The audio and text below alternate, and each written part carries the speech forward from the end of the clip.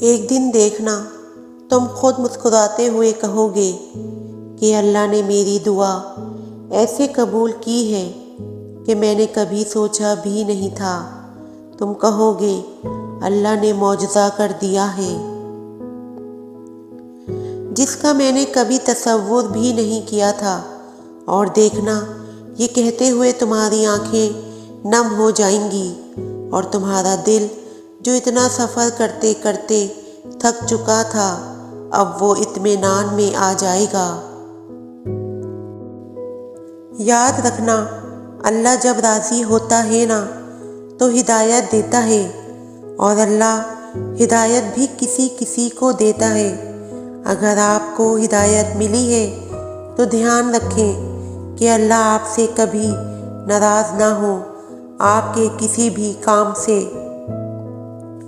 یقین رکھو اگر اللہ نے کچھ دروازے بند کیے ہیں تو اس نے اب بھی تمہارے نصیب میں کوئی گنجائش باقی رکھی ہے کہ تم شدت سے مانگو اور وہ ہر دروازے کو کھول دے گا تمہارے لیے۔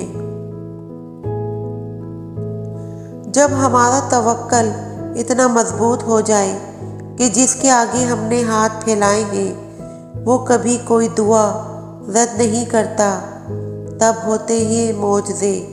تم بس اپنے معجزوں کا انتظار کرو۔ تم مانگتے وہ ہو جو تمہیں بہتر لگتا ہے، مگر اللہ تمہیں وہ عطا کرتا ہے جو تمہارے لیے سب سے بہترین ہوتا ہے۔ بات اس پہ آنکھ بند کر کے یقین رکھنے کی ہے، وہی ہے جو تمہیں دے سکتا ہے اور کوئی نہیں۔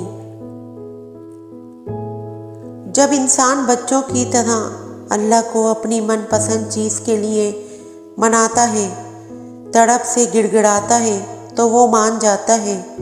اسے اپنے بندے کی معصومیت بھری یہ ادا بہت پسند ہے۔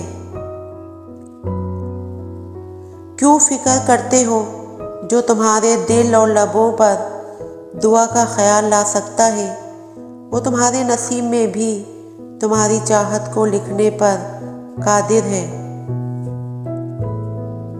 وہ جب کہتا ہے کہ مجھ سے مانگو میں عطا کروں گا تو پھر سوچو نہیں، ہر دعا مانگ کر اس کے حوالے کر دو۔ ایک دن آئے گا کہ جب تمہاری دعاؤں پر کن فرما دیا جائے گا اور تم اپنی زندگی میں بہت قریب سے معجزے ہوتے ہوئے دیکھو گے۔ جب تمہارا خواب حقیقت میں تبدیل ہوگا تو تمہیں اپنی آنکھوں پہ بھی یقین نہیں آئے گا اور تمہاری خوشی کا کوئی ٹھکانہ نہیں ہوگا۔